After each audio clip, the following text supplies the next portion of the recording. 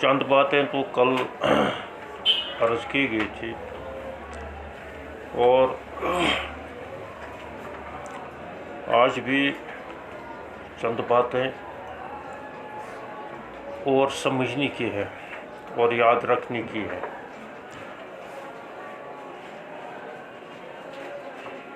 سب سے پہلی بات یہ ہے کہ حدیث کی تعریف کیا ہے۔ ہر اصطلاح جو بھی اصطلاح وضع ہوئی ہو، دیکھو ایک ہوتا ہے لفظ، ایک ہوتی اصطلاح۔ لفظ کا تو معنی دیکھا جاتا ہے کہ اس کا لغوی معنی کیا ہے، اصطلاحی معنی کیا ہے، یا حقیقی معنی کیا ہے، مجازی معنی کیا ہے، یہ دیکھا جاتا ہے۔ اور اصطلاح جو ہوتی ہے اس کا ایک مفہوم ہوتا ہے، جب تک نہ اس مفہوم کی وضاحت کی جائے، تعریف کی جائے، تب تک وہ سمجھ میں نہیں آتا ہے۔ مثلا حدیث، تو اگر اس کا لغوی معنی بیان کیا جائے تو یہ کہا جا سکتا ہے کہ حدیث کا لغوی معنی بات کے ہے۔ اس کا مطلب یہ ہے کہ لغت کے اعتبار سے ہم ہر بات کو حدیث کہہ سکتے ہیں، لیکن جب یہ اصطلاح بنی اور اس کا اطلاق ایک مخصوص معنی اور مفہوم پر ہوا تو اب اس کی تعریف کرنی پڑے گی۔ اب اس کا اطلاق کس کس مفہوم پر ہوگا، اس سے بول کر، یہ لفظ بول کر کیا کیا معنی اور مفہوم مراد لیا جا سکتا ہے۔ اس وجہ سے حدیث کی تعریف اور اس کا موضوع اور اس کی غرض و غایت بھی، یہ بھی ذہن میں یاد رکھنا چاہیے۔ اس کی تعریف تو عام تر یہی کی جاتی ہے، هو علم یورف باقوال رسول اللہ صلی اللہ علیہ وسلم وافعالہ واحوالہ۔ ایک تعریف اس کی یہ کی گئی ہے، لیکن بعض نے احوال کے بجائے وہ تقریرات ہی کیا ہے، اور بعض نے یہ بھی فرمایا وہ صفات ہی بھی اس میں شامل کرنا چاہیے، کیونکہ حدیث کا اطلاق حضور علیہ السلام کے اخلاق و عادات صفات پر بھی ہوتا ہے۔ اسی وجہ سے شمائل ترمذی، جس میں حضور علیہ السلام کے اقوال، عادات، صفات کو بیان کیا گیا ہے، تو اس کو بھی حدیثی میں شامل کرنا پڑے گا، وہ حدیث سے خارج تھوڑی ہوگا۔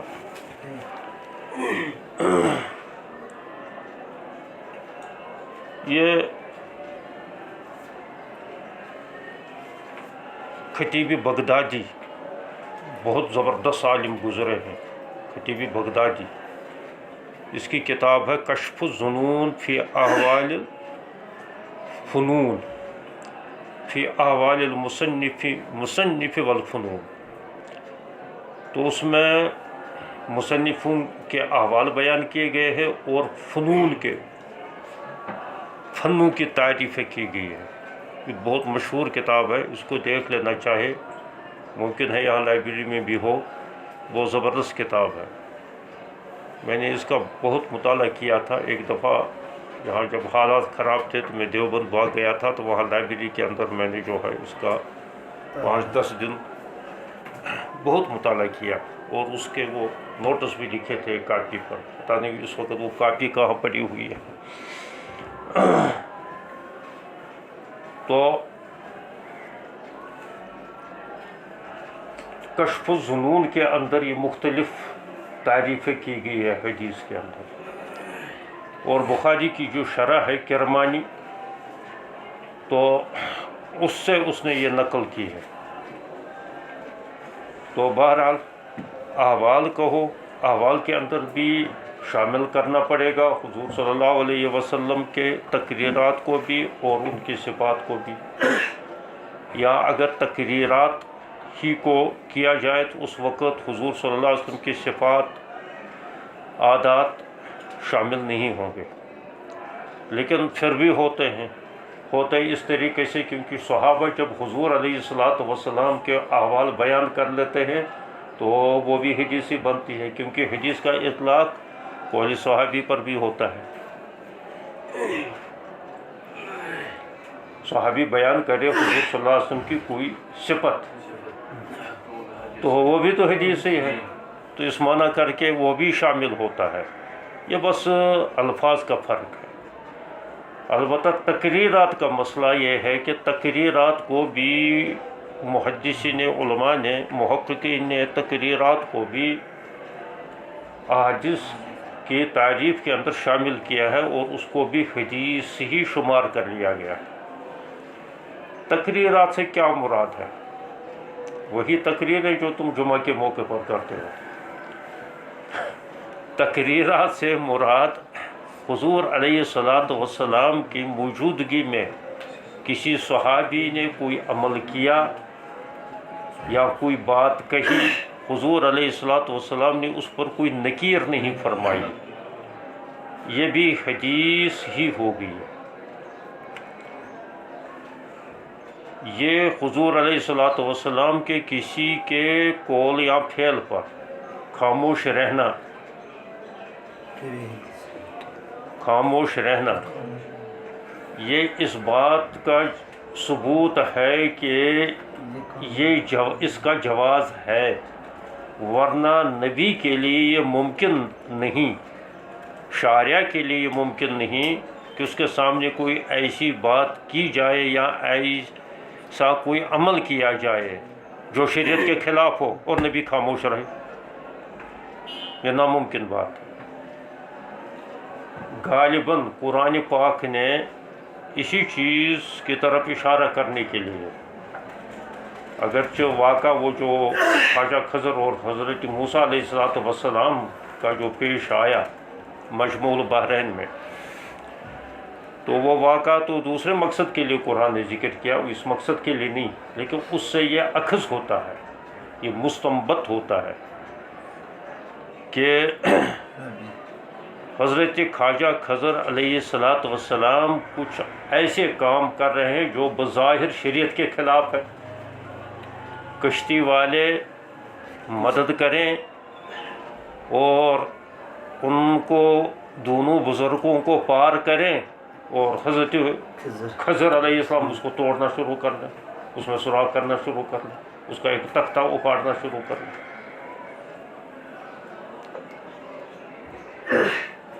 اچھا، حضرت خضر علیہ السلام ایک بے گناہ بچے کی گردن موڑ کر اس کو مار ڈالتے، یہ تو شرعی اصول کے لحاظ سے یہ تو کسی بھی مذہب، کسی بھی دین میں اس کا جواز ہے ہی نہیں۔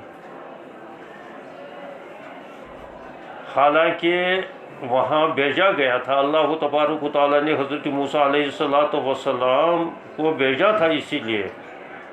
تم جاؤ اور اس کی صحبت اختیار کرو، تم دیکھو گے وہاں کہ علم کس چیز کا نام ہے۔ علم اتنا ہی نہیں ہے کہ جتنا آپ کو بحیثیت پیغمبر یا بحیثیت تشریع دیا گیا ہے، علم اس کے علاوہ بھی ہے۔ وَآتَيْنَاهُ مِن لَدُنَّا عِلْمًا، ہم نے تو اس کو اپنی طرف سے ایک ایسا علم دیا ہے جو آپ کو نہیں ملا ہے۔ تو اب دیکھو نبی کی شان، اور وہ اس وقت ولایت کے شان پر تھے۔ یہ بعض لوگ تو اسی وجہ سے، حتیٰ کہ یہ پنگا کھڑا کر دیا ہے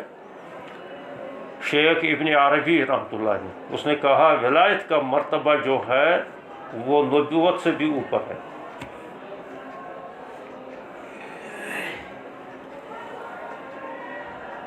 لیکن یہ مسئلہ بہت نازک ہے، بہت باریک ہے۔ وہ ولایت سے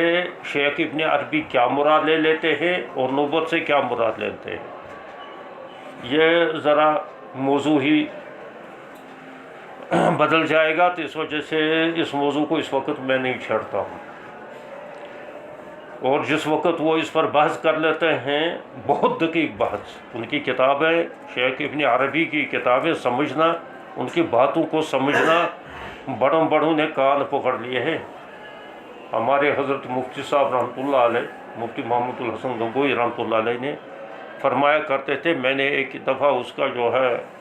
مطالعہ تھوڑا شروع کیا تھا، بہت پہلی کی بات، وہ کہہ رہے تھے فارغ تو ہو گیا تھا، مدرس بھی بن چکا تھا، میں نے اس کا مطالعہ شروع کیا تھا،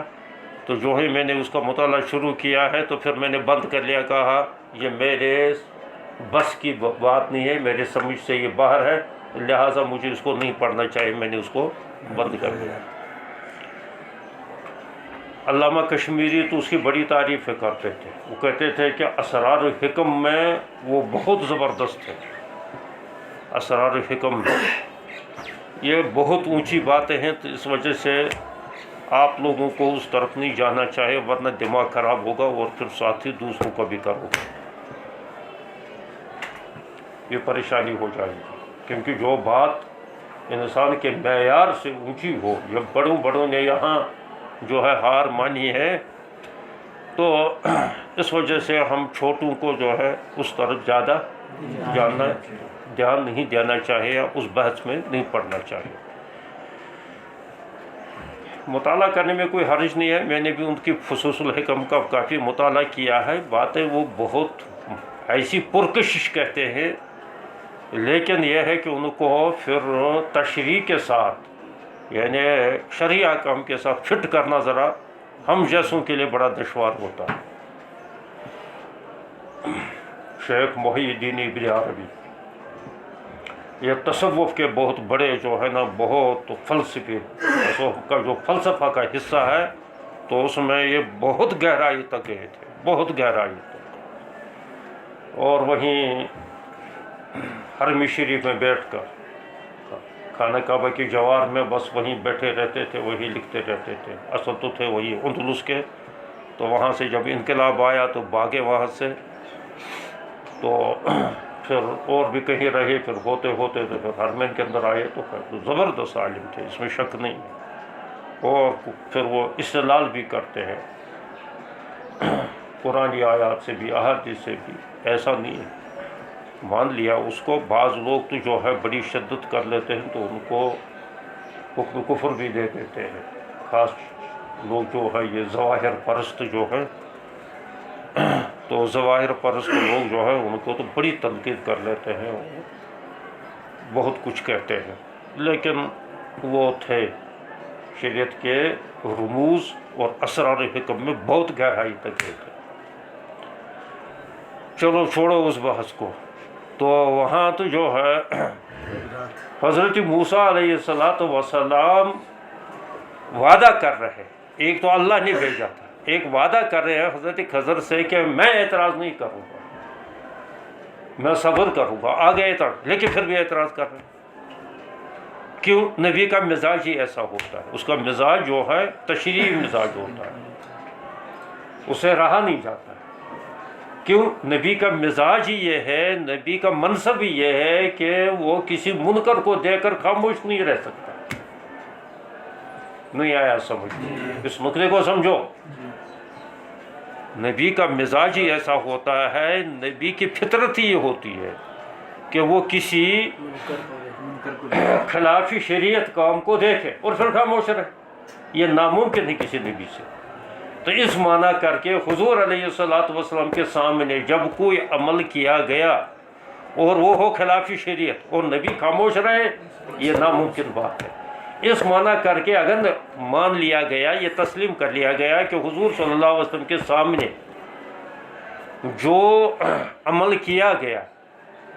یا جو بات کسی نے کہی اور حضور صلی اللہ علیہ وسلم اس پر خاموش رہے، یہ تقریر بن گیا ہے۔ تقریر کے معنی آتے ہیں اس بات کے، یہ اس بات جو ہوتا ہے ایک قولی اس بات ہوتا ہے، قولی تائید ہوتی ہے، تو دوسرا جو ہے ایک خاموشی تائید ہوتی ہے، خاموش رہنا۔ یہ ہمارا خاموش کسی چیز پر رہنا، یہ اس کے جواز ہونے کی کوئی دلیل نہیں ہے۔ مولوی تو اس لالچ سے اس نے دعوت کی ہے، لہذا میں کیسے بولوں، ناراض ہو جائے گا۔ ہمارے یہاں تو ہزار مسئلتیں ہوتی ہیں، بڑا آدمی ہے، ناراض ہو جائے گا اگر میں کہوں یہ کیا ہوا، یہ کیسی بات آپ نے کہی یا کیا کیا، جیسے ہم مسلط پسند ہیں تو نبی کے بغیر کسی بزرگ کا، بڑے سے بڑے بزرگ کا اس کام پر خاموش رہ لینا، وہ اس کے جواز ہونے کی کوئی دلیل نہیں۔ البتہ نبی اگر کسی کام پر، قول اور فعل پر خاموش رہے، وہ حدیث کہلاتی ہے اور تقریری حدیث کہلاتی ہے۔ نہیں آیا سمجھ میں؟ کیا کہوں؟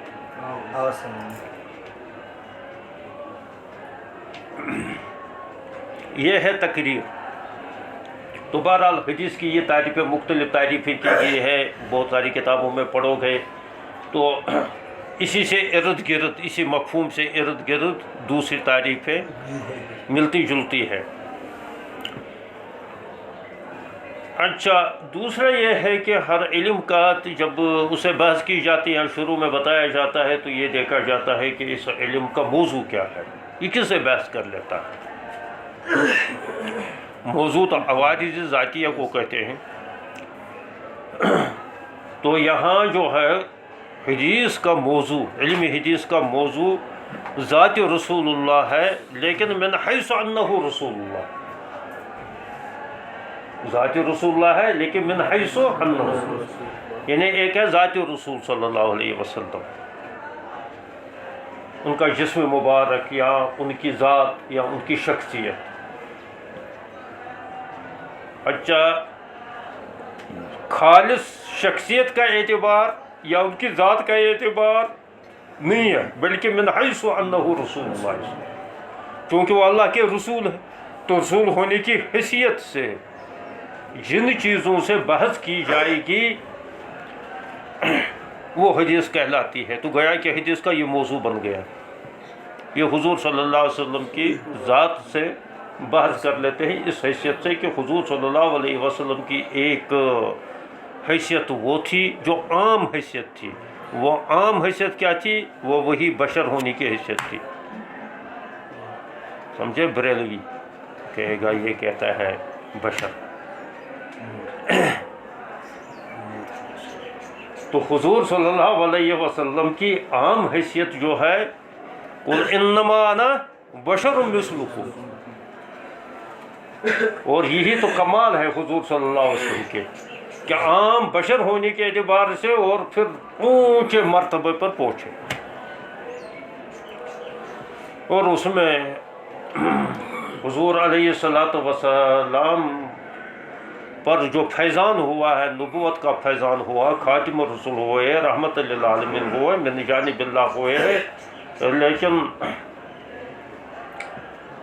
جو ہے اصل حیثیت ان کی، اصل ذات ان کی جو ہے وہ تو بشر کی۔ دیکھو، کمال یہ نہیں ہوتا ہے کسی اعلیٰ چیز سے اعلیٰ چیز بنانا۔ اگر کوئی چیز آدمی ہار بنائے سونے کا، سونا چاہے ایسی ہی ڈیرنگ کی شکل میں پہنو تو تب بھی سونا ہے، اور اس کو ہار بناؤ تب بھی سونا ہے۔ زیادہ سے زیادہ تھوڑا سا امتیاز ہو گیا ہے، پہلے بے شکل تھا لیکن اب ایک خاص شکل میں آ گیا، تھوڑی سی قیمت بڑھ جائے گی اس کی، لیکن سونا تو بہرحال سونا ہی ہے۔ سونے کا ہار بنانا کوئی کمال نہیں۔ اگر کوئی شخص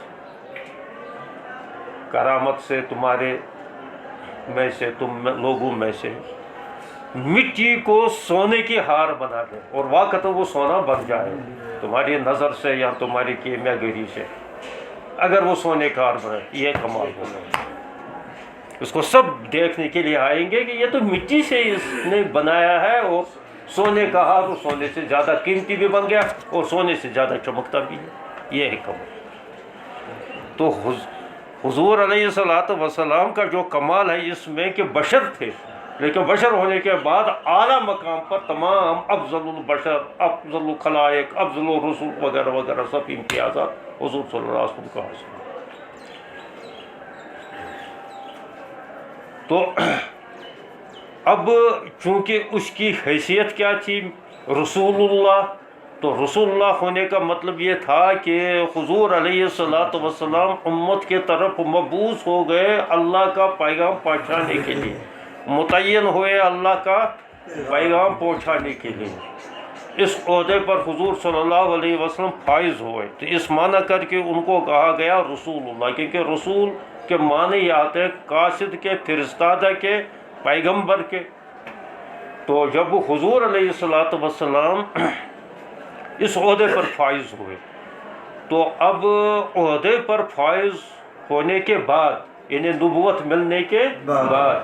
حضور علیہ السلام کا قول بھی حجت، فعل بھی حجت، تقریر بھی حجت، احوال بھی حجت، گفتار بھی حجت، رفتار بھی حجت، جن کو صفات کہتے ہیں، یہ سب حجت بن گیا، امت کے لیے سب حجت بن گیا۔ اسی وجہ سے ہم یہ کہتے ہیں کہ حضور صلی اللہ علیہ وسلم کی ذات اقدس سے جو صادر ہوا ہے وہ حجج شرعیہ میں سے۔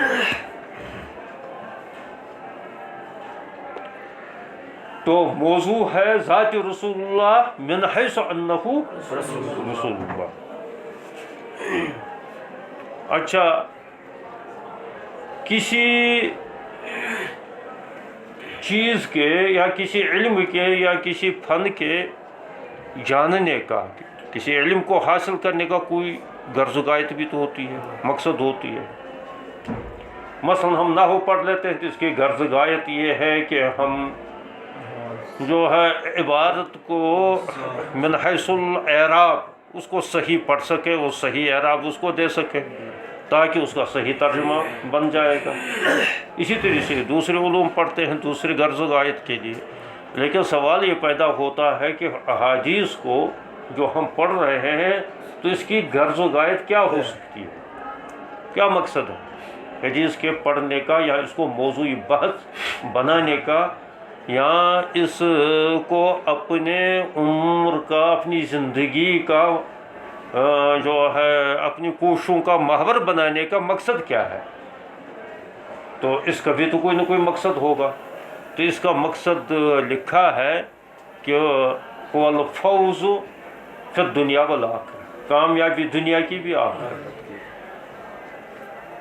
ہر انسان یہ چاہتا ہے، یہ انسان کا تقاضا ہے۔ حیوان کو یہ کچھ پتہ نہیں، انسان یہ چاہتا ہے کہ میری دنیاوی زندگی بھی اچھی رہے اور آخرت کی۔ مسلمان یہ چاہتا ہے،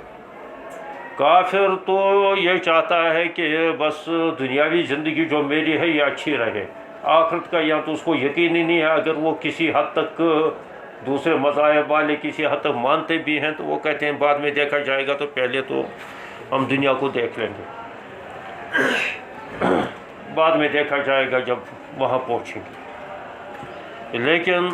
مسلمان کا اور بالخصوص طلباء کا، علماء کا یہ مقصد پیش نظر رہنا چاہیے کہ ہم دونوں کامیابیوں سے ہمکنار ہو جائیں، ہمیں اللہ تعالیٰ دونوں کامیابی، دنیا کی کامیابی بھی اور آخرت کی کامیابی بھی نصیب ہو جائے۔ دنیا کی کامیابی امامت نہیں ہے، دنیا کی کامیابی کیا ہے؟ دنیا کی کامیابی یہ ہے کہ میں اعلیٰ اخلاق و کردار کا حامل بن جاؤں۔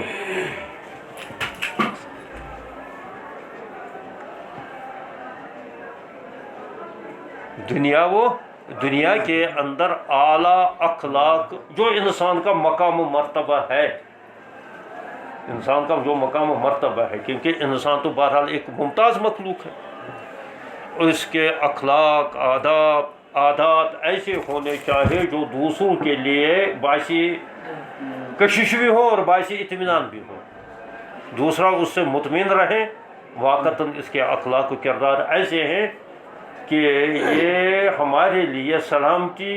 اور امن اور راشدی کا پیغام لے کر آتا ہے۔ اس کا قول، اس کا فعل ہمارے لیے کوئی خطرہ نہیں ہے۔ تو اس قسم کے اعلیٰ اخلاق کردار ہونے چاہیے۔ اچھا، اسی طریقے سے انسان کے لیے دنیا کے اندر یہ بھی ضروری ہے کہ اس کو ہر انسان عزت کی نگاہ سے دیکھے۔ اب انسانوں کے اندر بہت سارے اقوام ہیں، کیونکہ خدا کا دستور یہ ہے کہ اس نے جو ہے مختلف قومیں پیدا کی ہے، مختلف قومیں مختلف چیزیں ماننے والے، مختلف مذاہب کے ماننے والے اور مختلف نظریات رکھنے والے رکھے ہیں اس دنیا کے اندر. تو اس وجہ سے جو بھی دوسری قوم ہوگی مسلمانوں کے علاوہ دوسرے، وہ دوسرے مسلمان بھی اس کے اخلاق و کردار کو دیکھ کر متاثر ہو جائے. یہ واقعتاً وہ دیکھیں گے، وہ سوچیں گے کہ آخر اس شخص کے اندر یہ اعلیٰ اخلاق و کردار کہاں سے آیا. تو وہ سوچے گا، کہے گا کہ اس کو اسلام نے یہ سکھایا، اس نے یہ پیغمبر کے عادات و اخلاق سے اخذ کیے اور یہ اس پر چل رہا ہے. تو نتیجہ یہ نکلے گا کہ اس کے لیے یہ مسلمان کی، اس حقیقی مسلمان کی یہ زندگی جو ہے نا، اس کے لیے باعث کشش بن جائے گی اور وہ بھی ان اخلاق و کردار کے حامل بننے کی کوشش کرے گا اور اسلام کا پھیلاؤ ہو جائے گا. تو اعلیٰ و اخلاق کردار کا یہ دوسرا فائدہ ہے کہ یہ دوسروں کے لیے جب آدمی، ایک تو وہی ہے کہ یہ لوگوں کے سامنے باعزت بن جاتا ہے، ہر ایک اس کو عزت کرتے ہیں. مولوی صاحب اگرچہ نام کا ہی ہو، ناظرہ ہی پڑا ہوا ہو، داڑھی ٹوپی اس کی ہوتی ہے، کرتا پاجامہ بھی ہوتا ہے، لوگ سمجھتے ہیں کہ کچھ نہ کچھ ہم سے زیادہ جاننے والا ہوگا، سلام بھی کریں گے اس کو، عزت بھی کریں گے اس کو، امامت میں آگے بھی بڑھا دیں گے اس کو. اچھا، برخلاف اس کے کہ وہ کتنا ہی بڑا کیوں نہ ہو، جو لونڈا لفنگا ہو، بدماش قسم کا آدمی ہو، مال و دولت میں، اقتدار میں اور سیاست میں وہ کتنا ہی اونچا کیوں نہ ہو، بس وقتی مفاد کے وہی یکرم الرجل مخافت شجیہ، کہ اس کا اکرام کیا جائے. آخر زمانے میں حضور صلی اللہ علیہ وسلم نے فرمایا ہے کہ اکرام کیا جائے گا کسی کا اس خوف سے کہ کہیں اس سے کوئی شر نہ پہنچ جائے، جیسے آج کل ہو رہا ہے. تو اس کا بھی اکرام کیا جاتا ہے، لیکن کب تک؟ جب تک اس کی وہ کرسی ہے، جب تک اس کے پاس وہ دولت ہے، جب تک اس کے پاس وہ نشہ، جوانی کا نشہ ہے. جو ہی کرسی سے اترا تو اس کو جو ہے مذاق اڑانا شروع کر لیتے ہیں، پھر بچے بھی اس کے ساتھ کھیلنا شروع کر لیتے ہیں. اس کے برخلاف اگر کوئی مولوی صاحب، اگر کوئی با اخلاق انسان، مولوی صاحب ہی تو اخلاق کے ٹھیکیدار نہیں ہے، اگر کوئی با اخلاق انسان، با کردار انسان، جس کا قول فعل میں امانت و دیانت ہو اور جس نے باعزت زندگی گزاری ہو، اگر وہ غریب سے غریب تر ہوگا، پھر بھی لوگ اس کو عزت کریں گے نہیں کریں گے. اچھا، وہ بیچارہ جوانی سے وہ بوڑھا ہو چکا ہوتا ہے، مرنے کے قریب ہوتا ہے، خود اٹھ نہیں پاتا ہے، 10 آدمی دوڑتے ہیں کہ ہم ہی جو ہے اس کی خدمت کر لیں گے، اس کو اٹھائیں گے، اس کی خدمت کریں گے اور ہمیں بھی جو ہے اس کا کچھ ثواب مل جائے گا. اور اگر کوئی دوسرا بدماش قسم کا آدمی دنیائی اعتبار سے کتنا ہو، اگر وہ ایسی صحت سے گر گیا ہے تو اس کو تو اپنی اولاد بھی نہیں پوچھتے، تو وہ کہتے ہیں اس کو دفع کر دو،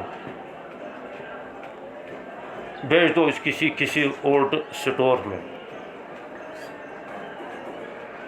اولڈ سینٹر کھلنے لگے ہیں، اب کشمیر میں بھی کھلیں گے، تو جو آپ نے شاید کھلے بھی ہے کچھ، 1-2 کا پچھلے سال کسی نے بتایا تھا کہ کوئی لوگ سوچ رہے ہیں کہ اب اولڈ سینٹر کھولیں گے بوڑھوں کے لیے. تو یہ گھر کے اندر پریشانی کرتے ہیں، بک بک کرتے رہتے ہیں، تو ان کو اٹھا کر اسی اولڈ سینٹر میں کریں گے آپس میں بکواس، ہمیں ٹینشن نہ اٹھائی. بہو بھی کہتی ہے، بیٹا بھی کہتا ہے، بیوی بھی کہتی ہے، دوسرے بھی کہتے ہیں، وہ کہتے ہیں اس کو پھینک دو وہاں جا کر، یہ ہمیں. تو یورپ کے اندر تو اس قسم کے سینکڑوں سینٹر ہیں، ہزاروں سینٹر ہیں، اٹھا کر اس کو اولڈ سینٹر میں بیچتے ہیں. لیکن اگر کوئی با اخلاق و با کردار ہو تو چلو اپنے بیٹے اگر کہیں نافرمان بھی ہو جائیں، دوسرے آ کر اس کی خدمت کرنا اپنی سعادت سمجھتے ہیں. تو یہ ایک فائدہ ہے اس کا، اخلاق و اعلیٰ اخلاق و کردار کا. تو دنیا کے اندر اعلیٰ و اخلاق کردار کا حامل بننا، یہ اس کی غرض و غایت ہے. جو احادیث رسول صلی اللہ علیہ وسلم کو پڑھے، سیکھے اور ان پر عمل کرے، اور احادیث کی روشنی میں اپنے اخلاق و کردار کو سدھارے اور سنوارے۔ آیا سمجھ میں؟ اچھا، دوسرا میں نے کہا نا الفوز فی الدارین، کامیابی دارین کے اندر، یہ تو فوز فی دنیا ہو گیا، الفوز فی دنیا کی کامیابی، اس سے بڑھ کر کیا کامیابی؟ یہ کام تو پیسہ بھی نہیں کرتا ہے، یہ کام جو ہے بیٹے بھی نہیں کرتے ہیں، یہ کام جو ہے اس کو مال و دولت بھی نہیں کر لیتا ہے، یہ کام اس کو کرسی بھی نہیں کرتی ہے۔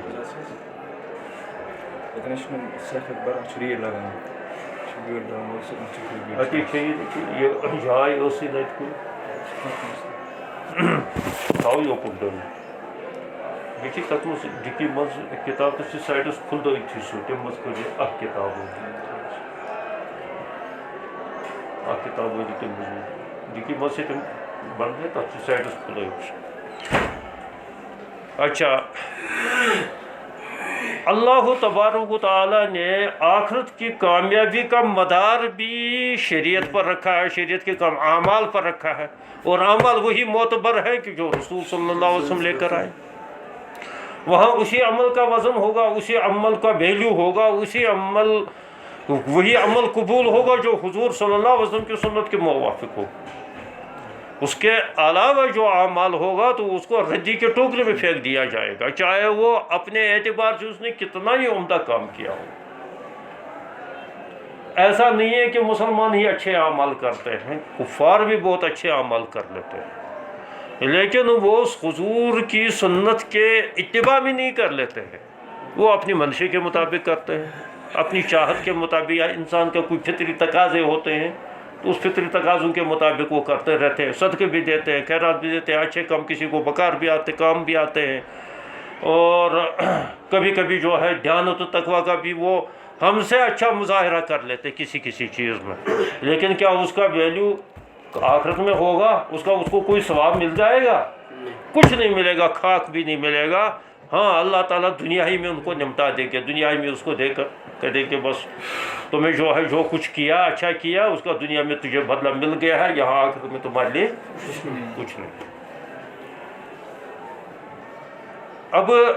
ہمارا یہ ہے کہ ہم چھوٹا سے چھوٹا عمل کر رہے ہیں، اور اگر اس میں نیت پکی ہو، سچی ہو، اور محض یہ نیت ہو کہ اللہ کی رضا اور حضور صلی اللہ علیہ وسلم کی خوشنودی حاصل ہو جائے، تو اس عمل کا ویلیو اتنا بڑھ جائے گا، اتنا بڑھ جائے گا کہ پہاڑ بھی اس کا مقابلہ نہیں کر سکتے۔ وہی تو بتایا گیا ہے اس حدیث کے اندر، کلمتان خفیفتان حبیبتان الی الرحمن خفیفتان علی اللسان ثقیلتان فی المیزان۔ سبحان اللہ و بحمدہ، سبحان اللہ العظیم۔ اتنی چھوٹی سبحان اللہ، اس کو پڑھنے میں کیا تکلیف ہوتی ہے، کتنی دیر لگ جاتی ہے، لیکن حضور فرما رہے ہیں کہ یہ ثقیلتان فی المیزان ہو گئے، اتنے وزنی ہو گئے۔ وہ دوسری حدیث آئی ہے کہ سارے اعمال اس کے تل جائیں گے تو جو ہے سارے گناہی اس کے ہوں گے، پھر بعد میں ایک پرچہ نکالا جائے گا، وہ کہیں اس پر کلمہ لا الہ الا اللہ لکھا ہوگا، اس کو تولا بھی جائے گا۔ یہ تولنے کی کیا صورت ہوگی وہ الگ بات ہے، لیکن وہ بھی تل جائے گا، اور سارا جو ہے نا جتنے بھی گناہ کا پلڑا جو ہوگا وہ اونچا ہو جائے گا، اور وہ اتنا وزنی ہوگا، اتنا بھاری ہوگا۔ تو ہمارے اعمال کا وزن نیتوں سے بنتا ہے، اگر اللہ کی رضا کے لیے ایمان کے ساتھ، ایمان تو مقدم ہے سب چیز سے، اگر ایمان کے ساتھ ہم نے جو ہے اس کا خالص اللہ کے رضا کے لیے اس کو انجام دیا ہو، اور نبی علیہ الصلوۃ والسلام کی سنت کی اتباع میں انجام دیا ہو، تو وہ اللہ کے یہاں احد پہاڑ سے بھی بہت بھاری ہوگا۔ تو یہ ہے فوز فی الآخرہ، اس سے بڑھ کر کامیابی کیا ہو سکتی ہے؟ اچھا، ایک چیز یہ ہے، یہ تو ہو گیا حدیث کی تعریف اور حدیث کا موضوع اور حدیث کی غرض و غایت۔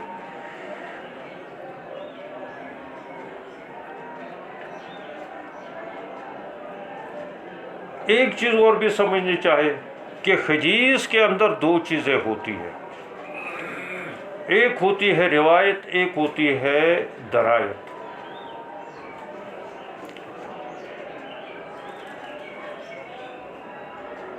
روایت کو بھی پرکھا جاتا ہے حدیث کے اندر اور درایت کو بھی دیکھا جاتا ہے۔ درایت پر کام کیا ہے زیادہ، درایت پر کام کیا ہے سب سے زیادہ کام، عمدہ کام جو کیا ہے وہ فقہاء نے کیا ہے درایت حدیث پر، کہ حدیث کا کیا مفہوم ہے، حدیث کا کیا مطلب ہے، حدیث سے کیا اخذ ہوتا ہے، حدیث سے کیا مستنبط ہوتا ہے۔ فقہاء نے اس میدان کو سنبھالا، درایت کے میدان کو۔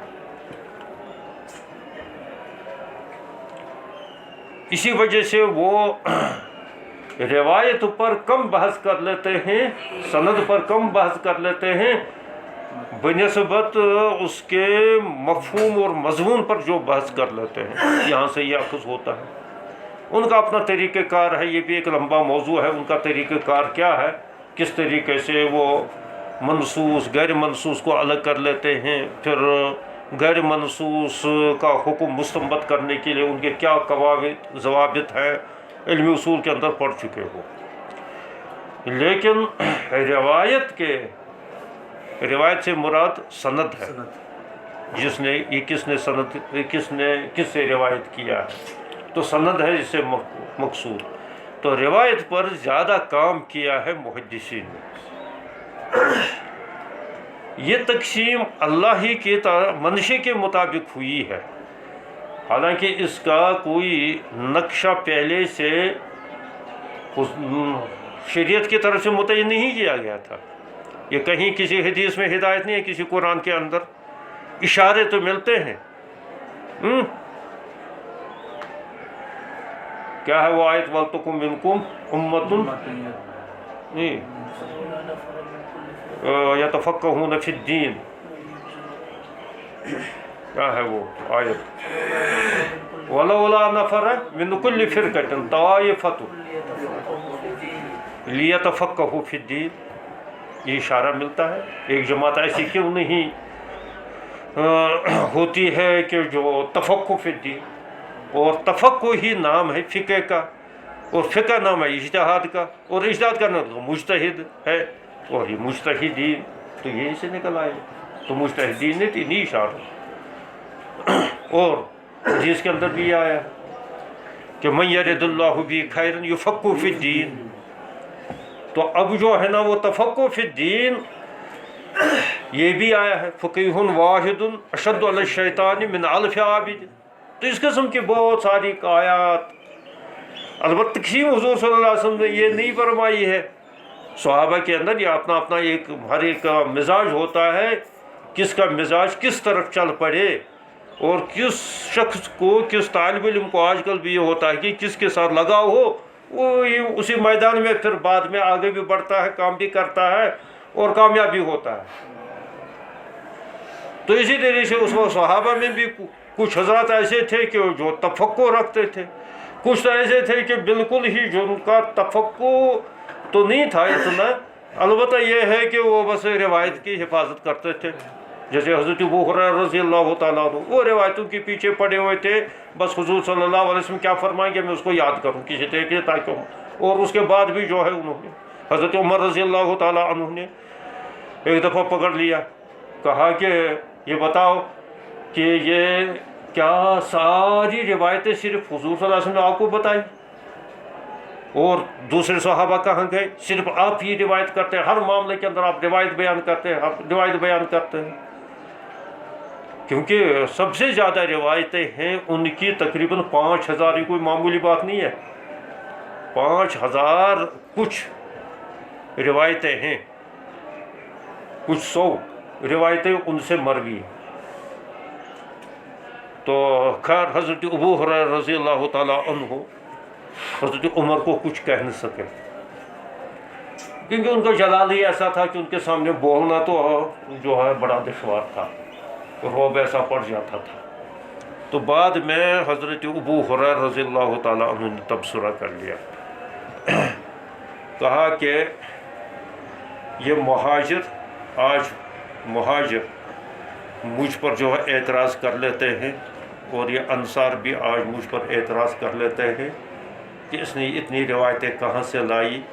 مہاجر تو تھے اپنی تجارت میں، مدینہ آئے تو یہ تجارت کے ساتھ بھی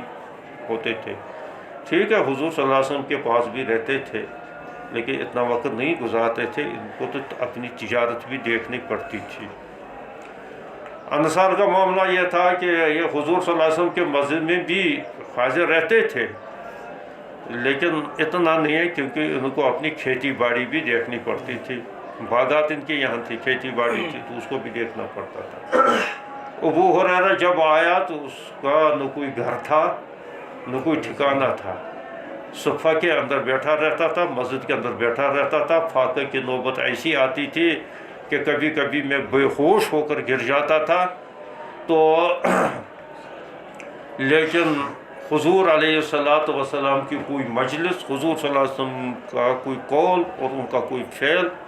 میں جو ہے اس سے غافل نہیں رہنا چاہتا تھا۔ بس میرا مقصد یہ تھا کہ میں حضور صلی اللہ علیہ وسلم کس وقت کیا فرمائیں،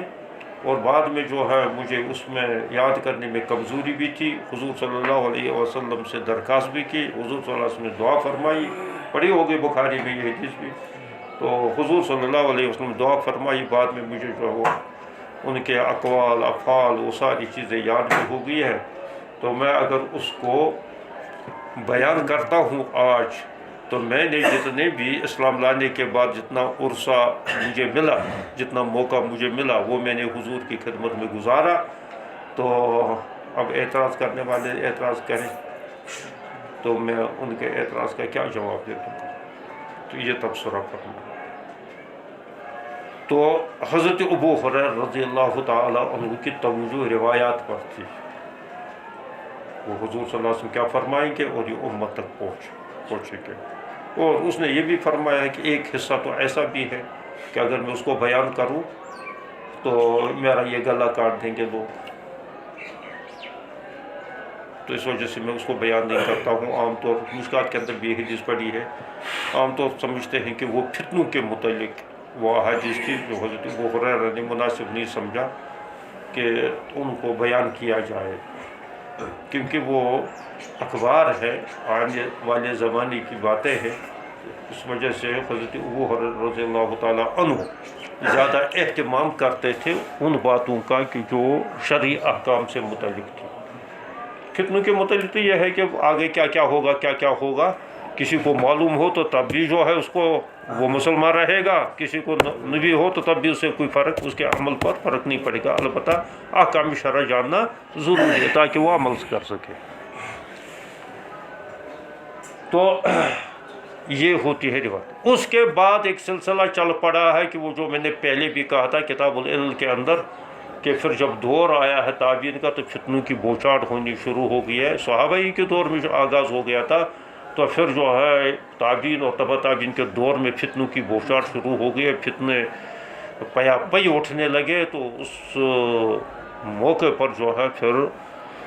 علماء نے، محققین نے، حضرت عمر بن عبدالعزیز نے بھی وہ ہدایت جاری کی تھی کہ یہ احادیث ضائع ہو جائیں گے، اور اس قسم کے جن کے پاس جو احادیث کا ذخیرہ تھا وہ اس دنیا سے چلے جائیں گے، نتیجہ نکلے گا کہ علم کا خاتمہ ہوگا، علم والے اٹھتے جائیں گے، بعد میں علم کہاں رہے گا۔ اس وجہ سے بہتر یہ ہے کہ اس پر کچھ لوگوں کو لگا لیا جائے۔ اس نے اپنے گورنروں کے بھی خطوط لکھے تھے، مدینہ میں بھی خط لکھا، وہاں بھی جو ہے امام زہری کو اس پر لگا لیا گیا، دوسرے حضرات بھی اس میں لگ گئے، پھر یہ سلسلہ چل پڑا۔ پھر انہوں نے سندوں کا بھی اہتمام کیا۔ پہلے تو سند تابعی اور صحابی کے بارے میں تو چھان بین نہیں ہوتی تھی، کیا چھان بین کر لیتے، جانت کا زمانہ تھا، تقوی کا زمانہ تھا، لوگ جو ہے حضور کی طرف کسی غلط بات کو منسوب کرنا اپنی موت سے زیادہ بدتر سمجھتے تھے. وہ مرنا پسند کرتے تھے لیکن حضور صلی اللہ علیہ وسلم کی طرف جو ہے غلط بات منسوب کرنے کو گوارا نہیں کرتے تھے. لیکن اس کے بعد جو ہے جو ہی یہ ہو گیا تو پھر محدثین علماء نے کہا نہیں کہ ہم تو اسی حدیث کو پہلے تو تم اپنی اس کی سند بیان کرو. یہ تبع تابعین کے دور سے شروع ہوا ہے تو ہوتے ہوتے تو تقریباً اختتام تو اب بھی نہیں ہوا ہے. چلتا رہے گا یہ سلسلہ آج بھی جو ہے یہ سلسلہ کسی نہ کسی شکل میں، لیکن تدوین حدیث کے دور کے اندر یہ اپنی تکمیل کو پہنچا. یہ تدوین حدیث کا جو دور گزرا ہے ان ارباب ستہ کا، اس میں تقریباً یہ کیونکہ اب سند محفوظ بھی ہو گئی، کتابیں بھی لکھی کی اس پر کی گئی ہے، بہت ساری کتابیں وجود میں آ گئی. سیاہی ستہ ہی نہیں بلکہ بہت ساری کتابیں ان میں وہ سندیں درج ہو گئی ہے. اب یہ سلسلہ تقریباً تکمیل کو پہنچا ہے، رک گیا نہیں، تکمیل کو پہنچا ہے. اور پھر آگے جو ہے آگے کی سندیں تو اس پر بھی جو ہے جہاں جہاں ضرورت سمجھی گئی ہے، آج بھی ہمارے کیا کہتے ہیں اس کو مدارس کے اندر یا ہمارے اکابر جو ہیں ان سندوں کا اب بھی اہتمام کر لیتے ہیں کہ میں نے یہ کتاب، اب تو یہ نہیں کہا جاتا ہے کہ یہ حدیث ہے، بلکہ یہ کہا جاتا ہے کہ یہ کتاب میں نے فلاں استاد سے پڑھی، اس نے فلاں استاد سے پڑھی، اس نے فلاں استاد سے پڑھی، اس نے فلاں استاد سے پڑھی ہے. تو یہ سلسلہ حضور صلی اللہ علیہ وسلم تک اسی طریقے سے پہنچ جاتا ہے. تو یہ روایت کا مسئلہ ہے. تو یہ چیز ہوتی ہے کیونکہ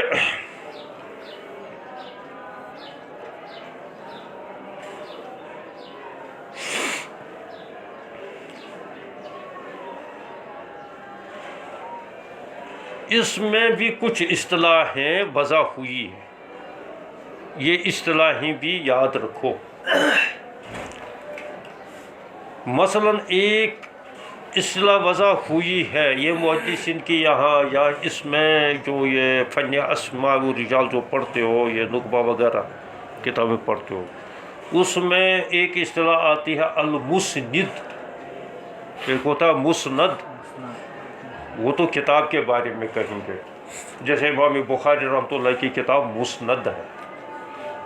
یعنی جس کی باضابطہ سند بیان کی گئی ہے. ایک ہے مسند. مسند جو سند کے ساتھ حدیث کو بیان کرنے والا ہو، سند کے ساتھ بات بیان کرنے والا، اس کے بیان کردہ حدیث کو موضوعی بحث بنایا جا سکتا ہے. معتبر ہونے کا نہ ہونے کا الگ مسئلہ، لیکن موضوعی بحث بنایا جا سکتا ہے. ہو سکتا ہے اگر صحیح سند ہو تو اس کو قابل اعتبار سمجھا جائے گا. اگر اس سند کے اندر کوئی گڑبڑ ہو تو وہ کہیں گے کہ نہیں جی یہ سند جو ہمیں تسلیم نہیں ہے، فلاں راوی اس میں یہ آیا ہے، اس وجہ سے یہ سند خراب ہو گئی ہے، لہذا ہم اس کی بیان کردہ حدیث پر اعتبار نہیں کر سکتے. تو ایسی سند کے ساتھ حدیثوں کو بیان کرنے والا وہ مسند کہلاتا ہے. اچھا،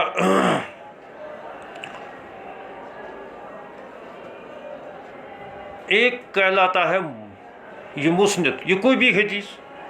چاہے ضعیف ہو، کبھی ہو، حتیٰ کہ موضوع ہو. موضوع حدیث کو بھی جو ہے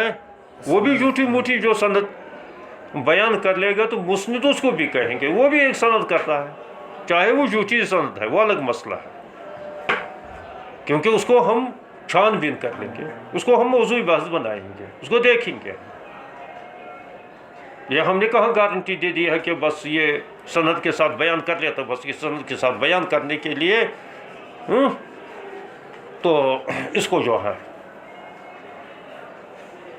تو وہ کوئی ایسا بھی کہہ سکتا حدثنی شیطان ان دجال ان کذاب ان فاجر ان غافل، ایسے بھی کوئی سند کر سکتا ہے کہ کسی دجال کا بیچ کا، شیطان کا واسطہ، دجال کا واسطہ، جھوٹے کا واسطہ، کسی بدمعاش کا واسطہ لائے گا تو بس سند بیان کرنے سے ہم اس کو تھوڑی مانیں گے. ہاں دیکھیں گے یہ کیا کیا سند اس میں بیان کر لیتا ہے, کون کون راوی بیان کرتا ہے, حالانکہ وہ محدث میں گزرے بھی یا نہیں ہے, اور پھر یہ بھی دیکھیں گے کہ اس کے لکھا بھی ثابت ہے یا نہیں ہے, اور پھر اس نے پڑھا بھی ہے, جانتا بھی ہے. یہ تو بہرحال مسندی مطلقاً ہے, لیکن بہرحال سند کا تو اعتبار کیا جا سکتا ہے رد کرنے میں بھی اور قبول کرنے میں بھی. اچھا, ایک ہوتا ہے محدث. مسند سے اوپر درجہ آتا ہے کس کا؟ محدث کا. یہ اصطلاح میں کہہ رہا ہوں. عام طور تو محدث تو ہر ایک کو کہتے ہیں, لیکن محدث وہ کہلاتا ہے کہ جو ما یعلم حال الحدیث روایتاً و درایتاً, یہ ہے مراد. جو شخص حدیث کے احوال سند کے اعتبار سے بھی اور مفہوم کے اعتبار, درایت کا ترجمہ مفہوم کے اعتبار سے بھی اچھی طرح جانتا ہو, یہ محدث کہلاتے. سند کے اعتبار سے بھی جانتا ہو اور درایت کے اعتبار سے بھی جانتا ہو, اس کو کیا کہیں گے؟ اس کو محدث کہیں گے. یہ ذرا اس سے اوپر ہے. میں نے کہا نا اس میں تو ایرے گہرے نتھو خیرے اس میں سب ہی آتے ہیں مسند کے اندر, لیکن محدث تو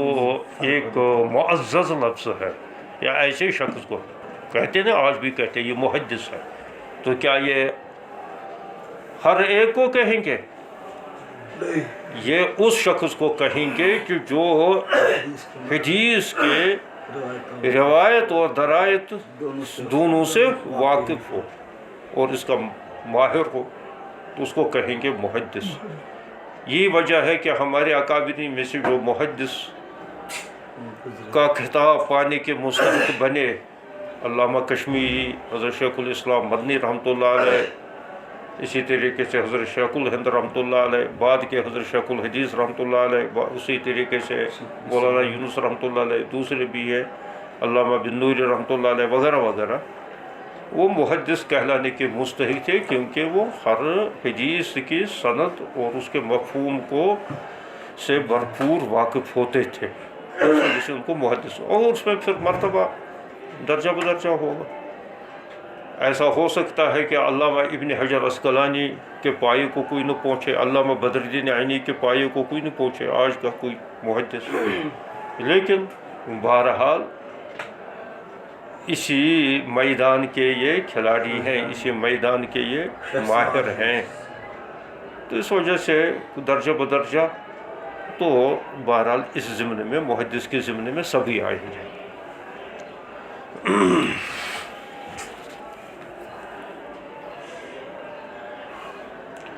ایک اصطلاح آتی ہے حافظ, الحافظ. یہ کبھی کبھی کسی محدث کے تعریف میں آتا ہے, اس میں کہتے ہیں المحدث, الحافظ, الحمام وغیرہ وغیرہ, اس قسم کے القاب آتے ہیں. تو یہ القاب جو ہے بغیر تلے یوں ہی نہیں دیے جاتے ہیں. وہ جو ان کو القاب ملتے ہیں یا جو دینے والے ہوتے ہیں تو وہ بہت سوچ سمجھ کر یہ القاب دیتے ہیں. تو عام طور ایک کہلاتا ہے حافظ, یہ رمضانی حافظ. یہ رمضانی حافظ بہت سارے ہیں. پہلے زمانے میں یہ حافظ جو ہوتے تھے حفظ قرآن کرتے تھے, وہ رمضانی حافظ گھروں میں جو کرتے تھے وہ رمضانی حافظ نہیں ہوتے تھے. آج تو رمضانی حافظ ہوتے ہیں. تو وہ علماء کے گھرانوں کے اندر, دیندار گھرانوں کے اندر اپنے بچوں کو, گھر کی عورتیں جو ہے ماں بہن وغیرہ, پھوپھی نانی ایسی ہوتی تھی, تو وہ جو ہے بچوں کو حفظ کراتے تھے. وہ باصلاحیت ایسی ہوتی تھی تو اس کو وہ حافظ القرآن کہتا تھے, اور یہ عام بات تھی. لیکن حدیث کی ضمن میں جب یہ اصطلاح آ جائے الحافظ, تو اس پر جو ہے بڑی بحثیں ہیں کہ حافظ کا اطلاق کس محدث پر ہم کریں گے؟ مختلف اقوال ہیں، لیکن علامہ ابن حجر عسقلانی نے لکھا ہے کہ الحافظ وہ ہے کم سے کم، زیادہ کی کوئی مقدار نہیں، کم سے کم جو ہے 1,00,000 حدیثوں کا وہ حافظ ہو، سندن متنن اس کو یاد ہو، سندن و متنن اسے زبانی یاد ہو، کم سے کم 1,00,000، زیادہ کی کوئی حد نہیں ہے، 2,00,000 بھی ہو سکتے، 3,00,000 بھی ہو سکتے، ہو گئے ایسے اس پر حافظ کا، یعنی اگر اس سے نیچے، اور ایسے ہوتا تھا پہلے زمانے میں تو کتابیں آتی ہیں بابا داؤد مشکاتی رحمۃ اللہ علیہ، تو اس کی تو مشہور بات یہ ہے اور لکھا بھی ہے، بہت سارے علماء نے تسلیم بھی کیا ہے، اس وقت اس کے شاگرد بھی گزرے ہیں، بابا داؤد مشکاتی، بابا داؤد اس کا نام تھا، بابا داؤد مشکاتی، اسی وجہ سے اس کو کہتے تھے مشکات شریف، ان کی بالکل یاد زبانی یاد تھی، اور مشکات تو اصل لکھی گئی تھی یاد کرنے کے لیے، اسی وجہ سے سندیں اس میں حذف کر لی تھی علامہ بغوی نے، حتیٰ کہ صحابی کا نام بھی نہیں لکھا تھا، تو بغیر ایسے ملی ہوئی روایتیں تھی، بس کسی طریقے سے کسی کو یہ یاد اس کو کر لے، تو باقی سندیں اس کی جو ہے تو وہ بعد میں دیکھ لے گا، دوسری کتابوں کے اندر دیکھ لے گا، لیکن پھر صحابی مشکات نے تو اس میں تو کم سے کم اتنا تو کر لیا ہے کہ وہ صحابی کا نام لکھا ہے، اور حوالہ بھی دے دیا ہے کہ اگر کہیں دیکھنی ہو یہ روایت تو فلاں صحابی سے مروی ہے اور فلاں کتاب بھی مل جائے گی، بخاری بھی، مسلم بھی، متفق علیہ بھی بتایا، اور جو دوسری کتابوں کی ہے، ابن ماجہ کی ہے، مسند احمد کی روایت ہے، اسی طریقے سے ترمذی کی روایت ہے، اسی طریقے سے جو ہے شرح السنہ ہے، اس میں یہ روایت ہے، تو انہوں نے اس کے حوالے بھی لکھے کہ وہاں یہ میں نے دیکھ لی ہے، تو اس کا میں نے جانچ بھی کر لیا ہے، یہ ان کتابوں میں یہ روایتیں ہے، تو ان کا حوالہ دے دیا ہے، تو مشکات ان کی پوری زبانیات تھی، ایسا ہوتا تھا، تو اس سے پہلے جو ہے امام بخاری رحمۃ اللہ علیہ تو 3,00,000 احادیث کا تو یہ کہا جاتا ہے کہ وہ تو حافظ تھے اس کے، البتہ یہ ہے دوسرے احادیث پر ان کی نظر تھی، اس میں ضعیف، موضوع اور مقطوع، منقطع، مرسل، سب روایتیں اس میں آ جاتی ہیں، تو سب پر نظر تھی، لیکن خود جو ہے ان کو جو ہے 3,00,000 حدیث ہے، اسی وجہ سے انہوں نے کہا نا 6,00,000 حدیثوں سے میں نے جو ہے بخاری جو منتخب کی ہے، تو بہرحال یہ ہے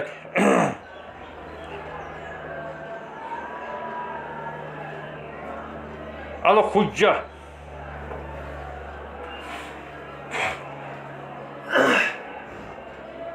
اچھا الحجہ یہ بھی آتا ہے،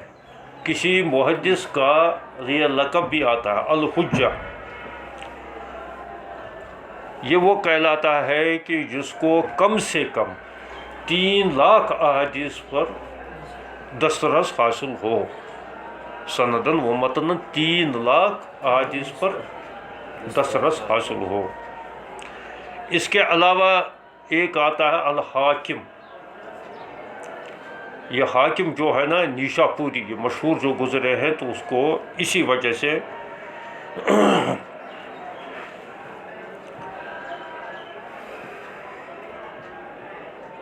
اس حاکم یہ اس سے اوپر ہے، یعنی محدث سے اوپر حافظ کا درجہ، اور حافظ سے اوپر حجہ کا درجہ، اور اس سے جو ہے اوپر حاکم کا درجہ، یہ بھی اصطلاح ہے محدثین کے، حاکم کس کو کہیں گے؟ تم کہو گے حاکم تو اس کو کہتے ہیں کہ جو حکومت کر رہا ہو، حاکم ایک اصطلاح ہے محدثین کے یہاں، تو کس کو کہیں گے؟ من احاط علمہ بجمیع الاحادیث المرویہ متنا و اسنادا و جرحا و تعدیلا و تاریخا، یہ تعریف کی گئی ہے اس کی، جس نے احاطہ کیا ہو تمام احادیث کا جو مروی ہے، انہیں تمام احادیث پر اس نظر، متن کے اعتبار سے بھی اس پر نظر ہو، سند کے اعتبار سے بھی ہو، اور جرح و تعدیل کے اعتبار سے بھی ہو، اور تاریخ کے اعتبار سے بھی اس پر اس کی نظر ہو، یہ بھی ایک جو ہے چند اصطلاح ہیں، تو ان کو ذہن میں رکھ لینا چاہیے۔ اچھا، اب یہ باتیں تو تقریباً ساری جو ہے تمہیدی باتیں کی گئی. اب کتاب کا مسئلہ ہے. اس کتاب کے اندر بھی جو ہے اس وقت جو ہندوستان میں نسخہ ہے، متداول نسخہ ہے، اس میں جب دوسروں نسخوں کے ساتھ ملاتے ہیں، مولانا سید احمد پالن پوری رحمۃ اللہ علیہ نے بہت بڑا کام یہ کیا ہے کہ اس نسخے کو، ہندوستانی نسخے کو، مصری نسخہ بھی الگ کوئی چھپا ہوا نہیں ہے. اصل ایک نسخہ ہے وہاں، وہ ملتا ہے ایک شرح کے متن میں. ایک شرح چھپی ہے العارضۃ الاحوزی، عارضۃ ایک ہے تحفۃ الاحوزی. تو یہاں تو اس کی ہے اس غیر مقلد عالم کی. خیر، ایک یہ ہے کہ العارضۃ الاحوزی، یہ مصر میں چھپی ہوئی شرح ہے. اس کے اوپر جو جس نسخے کی وہ شرح کی گئی ہے، اس نسخے کو اس نسخے کے ساتھ تقابل کیا گیا، اور جہاں جہاں فرق پایا گیا ہے تو جو شرح لکھی ہے مولانا سید صاحب پالن پوری نے، اس میں نشان دی کہ ہمارے ہندوستانی نسخے میں یہ عبارت نہیں ہے، یہاں یہ زائد ہے جو تحفۃ الاحوزی میں نہیں ہے. یہ کیا مسئلہ ہے؟ مسئلہ دراصل اس طرح ہے کہ پہلے زمانے میں چھاپ خانے تو نہیں تھے، حتیٰ کہ آج چھاپ خانے کے دور میں بھی ایک ایڈیشن اور دوسرے ایڈیشن میں فرق ہو جاتا ہے. ایک ایڈیشن کتاب کا چھپا لیا، اب چھپانے کے بعد پھر اس کو دیکھتا ہے، تو دیکھنے کے بعد اس کو احساس ہوتا ہے کہ یہاں جو ہے کچھ کمی رہ گئی ہے یا یہاں کچھ غلطی ہو گئی ہے. تو اس کے بعد جب دوسرا ایڈیشن اس کا تیار کر لیتا ہے تو دوسرے ایڈیشن میں اس کی تصحیح کر لیتا ہے. اب جس کے پاس پہلا ایڈیشن ہوگا تو کل جو ہے نا وہ لڑنے لگیں گے. لیکن آج کل یہ سہولت ہے کہ وہ دوسرے ایڈیشن میں لکھ لیتا ہے اس کی تشریح. کہتے ہیں کہ پہلے ایڈیشن کے اندر یہ خامی رکھی تھی، اس وجہ سے میں نے اس کی تصحیح کی ہے. اس وجہ سے فیصلہ کرنا بڑا آسان ہوتا ہے، کیونکہ ہر ایک یہ کہے گا جو آخری ایڈیشن مصنف کی زیر نگرانی دوبارہ دیکھ کر چھاپ دیا گیا ہو، لہذا یہی حجت ہے، یہی آخری ہے. تو آج کل تو یہ آسان ہے، حالانکہ غلطیاں آج بھی رہ جاتی ہے. ایسا ہوتا ہے کیونکہ ہر انسان کا کام اس میں سہو خطا تو ہوتا رہتا ہے. پہلے زمانے میں بھی یہ ہوتا تھا. یہ کس طرح ہوتا تھا؟ اس طرح ہوتا تھا کہ جس وقت کسی مصنف نے کوئی مسودہ مرتب کیا، ترتیب دے دیا، ایک نسخہ تیار کر لیا، بعد میں اس کو خود پڑھاتے تھے. جیسے امام ترمذی رحمۃ اللہ نے اس کو خود بھی پڑھایا. اچھا، امام بخاری رحمۃ اللہ علیہ سے بھی سنا ہوگا کہ 90,000 شاگردوں نے پڑھا ان سے. تو لیکن بیچ میں جس وقت وہ پڑھاتے تھے تو کبھی کبھی ان کو خیال آتا تھا یہ ترجمۃ الباب اس طرح نہیں ہونا چاہیے، اس طرح ہونا چاہیے، تو وہاں تصحیح کر لیتے تھے. تو طلباء اس وقت سارے نہیں تو بعض تو لکھتے تھے. اب جنہوں نے 10 سال پہلے وہ سنا ہو اور جنہوں نے 10 سال بعد سنا ہے اس نسخے کو امام بخاری سے، اگر امام بخاری رحمۃ اللہ نے کہیں اس میں تصحیح کی ہے یا حذف و اضافہ کیا ہے تو وہ تو فرق پڑے گا اس نسخے میں اس نسخے میں. اس وجہ سے سب سے جو ہے معتبر نسخہ قرار دے دیا گیا بخاری شریف کا، وہ دے دیا گیا ہے محمد یوسف فربری کا، کیونکہ اس نے آخر پر جو ہے یہ نسخہ، کتاب کا نسخہ جو ہے ان سے پڑھا تھا. اس وجہ سے چونکہ آخر پر اب اس کے بعد امام بخاری رحمۃ اللہ نے نہیں پڑھا ہے اس کو، تو اس کا مطلب ہے اس کے بعد اس میں کوئی رد بدل نہیں ہوا ہے، تو وہ آخری نسخہ بن گیا ہے. لیکن اس سے پھر وہی مصیبت کہ اس وقت چھاپ خانے نہیں تھے، ورنہ وہ چھاپ دیتے، اپنی نظر دوبارہ اس پر کر لیتے تو جو ہے وہی نسخہ پوری دنیا میں ایک ہی ہو جاتا ہے، لیکن اس میں بھی جو ہے جب ان سے کسی نے پڑھا ہے، ان سے جن لوگوں نے سنا ہے، تو انہوں نے نقل کرنے کے اندر بھی محمد یوسف پھربری سے جو انہوں نے سنا، تو انہوں نے بھی جو ہے وہاں سے بھی کچھ گڑبڑ ہو گیا، کہیں حذف اضافہ ہو گیا، تو یہ سلسلہ آگے چلا۔ اسی وجہ سے وہاں وہ 4 نسخے جو پھربری کے ہیں، 4 نسخے وہ معتبر سمجھے گئے، کشمیری کے اور سہیلی کے اور اسماعیلی کے، وہ لکھا ہوتا ہے، اور اسی طریقے سے اس کا وہ کیا تھا، بنت کریمہ، کیا نام تھا اس کا،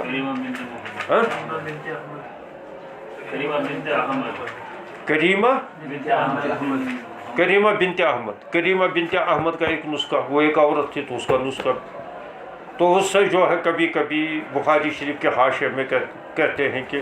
کشمیری کے نسخے میں یہ ہے، اور اسماعیلی کے نسخے میں یہ ہے، سہیلی کے نسخے میں یہ ہے، اسماعیلی نہیں، ہاں تو سہیلی کے نسخے میں یہ ہے، اور اسی طریقے سے کریمہ کے نسخے میں بھی ہے، تو یہ نسخوں کا فرق ہوتا ہے۔ تو اسی طریقے سے ترمذی شریف کا مسئلہ بھی یہ ہوا کہ اس میں امام ترمذی رحمۃ اللہ علیہ نے جو خود پڑھایا ہے، جیسے کہ یہاں آخر پر یہ کہتے ہیں کہ